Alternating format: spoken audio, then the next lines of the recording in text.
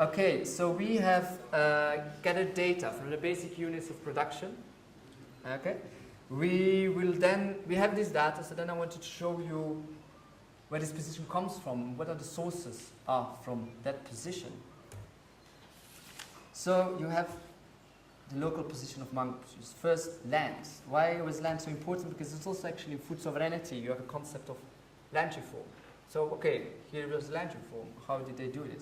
Well, it opened up a window of change, but how it was filled in did not even touch the potential of change that it could be. It seems that it was kind of just want to replace an unequal, pollutive farming system, which was white dominated, to change it in an unequal, pollutive farming system, which is black dominated. I mean, the emerging farmers that I visit, for example, it was not that the farm workers was treated any better than under the previous regime. So for the majority of the people, it does not change. And there seems to be no vision to actually change that, to actually truly emancipate the people. I mean, there is an emancipatory effect, because now we have a black owner who was previously could not have such large stretch of land, but for the majority of the community, it still seems very untouched. It's very complex. Land reform is, I don't know what they made of it, but it's extremely complex, how it changed also over the course of the years. But I will not dwell on that. There seems to be no official interest for agroecology, Department of Agriculture.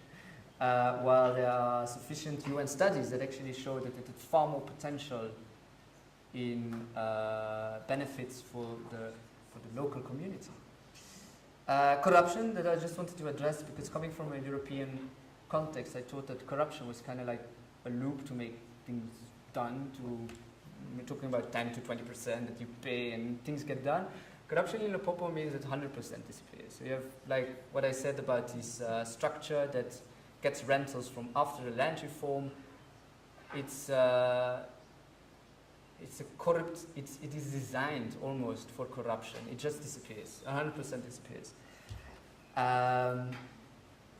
The position of these mango producers, we need to differentiate on the statistics, because it is South Africa is a very dualistic agriculture. You have 20% of the producers producing 80% of the produce, which means that 80% of the producers produce 20% of the produce. You have large scale and you have small scale. Well, and now it is emerging farmers somewhere in between, but this is still large scale and small scale, still the picture. And if you compare these livelihoods, if you differentiate in the statistics on the livelihoods, then you see that actually large-scale farmers kind of live materially in Europe, and the small-scale farmers live somewhere in the Democratic Republic of Congo. That is the difference between them. This is the inequality in South African agriculture. And part for that, there is a historical South African context of it. The dominant regime of prior 1994 pushed back small-scale farming to create a space for wide, large-scale farm ownership, killed actually the competition and turned these small-scale farmers into a labor force for the farms and the mines. Limpopo is the main citrus exporting region, but while it is a region with an export-oriented citrus production, there is even food insecurity among the farm workers, let alone the whole region. So these farm workers, these small-scale farmers, are part of an international food regime. It's like the political governance of food is actually, it's also power struggle. And part of that, there is also on agriculture itself, there is an internal squeeze. So you have small-scale producers being out-competitive by large-scale producers. So they have an internal squeeze in agriculture. We also internal squeeze on agriculture. You also have an external squeeze on agriculture, which is that agriculture versus other sectors, for example, industry, food is too cheap, or is very cheap, and that can sustain low wages in other industries.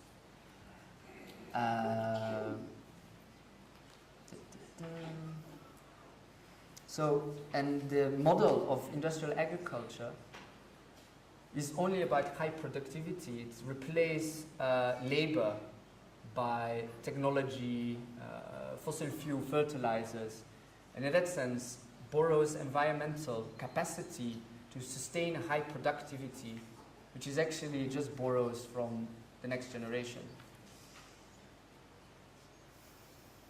Excuse me. This, apart from that, these farmers are also in a rural side, which is disadvantaged politically from the urban sphere. A lot of resources go to the urban sphere. And there is a kind of surplus extraction from agriculture to other sectors and from the rural side to other spheres, the urban sphere. So all of this and this international food regime, the effect of that is that the majority of the extreme poor in the world are small-scale farmers and are farm workers. You have the hungry farm paradox. I'm sure Coffee has introduced you to that, which means that the people that produce food are actually among the world's hungry. While there is a huge multiplicator effect on stunting. Stunting is a form of is an effect of undernourishment. It has a multiplicator effect of 44.5, which means that $1 invested in combating stunting will in the end generate $44.5. There's almost 50% more. I don't know how much interest you get on your bank account on that money, but I don't think it will be something close to this. The cost is enormous. In developing countries, it costs $450 billion a year. And they are also in an increasingly insecure environment, and they are also amongst the recipients of the problems of climate change, where they did not really contributed to the development of climate change in the first place. Good.